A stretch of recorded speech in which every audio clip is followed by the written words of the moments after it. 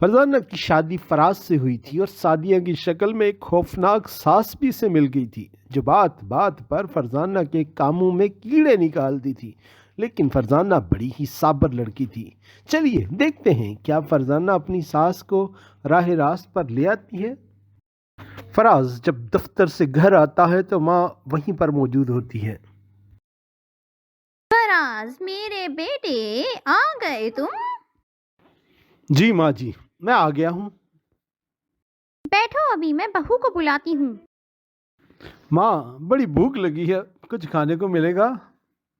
ارے بہو کہاں چھپ کے بیٹھی ہو، دیکھو فراز آ گیا ہے، جلدی سے کھانا لگاؤ۔ فرزانہ نے جلدی سے کھانا ٹیبل پر سجا دیا تھا اور سب کھانے کے لیے ٹیبل پر بیٹھ گئے۔ واہ، کھانے کو دیکھ کر تو بھوک ڈبل ہو گئی ہے۔ چھی چھی چھی چھی چھی چھی، کتنا نمک ڈالا ہے تو نے؟ کیا نمک کھلا کر مارو گی؟ لیکن ماں نمک تو اس میں کوئی بھی نہیں۔ سوری ماں جی، آئندہ دھیان رکھوں گی۔ چلو بیوی کا چمچا، ارے میں نے بولا ہے نمک ہے تو پھر ہے۔ بیٹا ان میں نقص نکالتے رہنا چاہیے ورنہ بیویاں سر پر چڑھ جاتی ہیں۔ ماں جی آپ بھی بلا وجہ کیوں تنگ کرتی ہیں اس کو؟ لو اس کلموہی نے تمہیں کیا سنگھا دیا ہے جو تم بھی اس کی سائیڈ لے رہے ہو؟ ارے ماں میں اس کی سائیڈ نہیں لے رہا، آپ ہی کی سائیڈ لے رہا ہوں۔ اور فراز بیچارہ منہ بسور کر رہ گیا۔ اس کی ماں اس کی خوشحال زندگی تباہ کرنا چاہتی تھی اور وہ چاہتے ہوئے بھی کچھ نہیں کر پا رہا تھا۔ کیسی ہو فرزانہ؟ جی میں تو ٹھیک ہوں، آپ سنائیں دن کیسا گزرا؟ نہ پوچھو، دفتر میں کسی کام میں دل ہی نہیں لگتا۔ اچھا جی، وہ کیوں؟ نہ پوچھو، جب سے شادی ہوئی ہے دفتر میں بھی تمہارے ہی سپنے آتے رہتے ہیں۔ کیا؟ ارے آہستہ بولے، کہیں ساسو ماں نے سن لیا تو ابھی آپ کی کھٹیا کھڑی کر دیں گی۔ میرے سامنے تو آپ بڑے ہیرو بن رہے ہیں، ساسو ماں کے سامنے تو آپ کی پینٹ گیلی ہو جاتی ہے۔ ہاں، ماں کو اب کون سمجھائے کہ پیار کس بلا کا نام ہے۔ ایسی بات نہیں ہے، وہ بھی شادی شدہ ہیں، ان سب باتوں سے وہ بھی گزر چکی ہیں۔ ہاں لیکن میں یہ بات سوچتا ہوں کہ یہ ساس بہو کا رشتہ کیسا عجیب سا رشتہ ہے۔ بس آپ سوچا نہ کریں۔ کچھ ہی دن گزرے کہ اس کی ساس بیمار پڑ گئی۔ ہائے ہائے، مر گئی، ارے کوئی تو میری خبر لو۔ ارے میری تو ایک ہی جان ہے، وہ بھی جانے کے قریب ہے۔ جی ماں جی خیریت ہے؟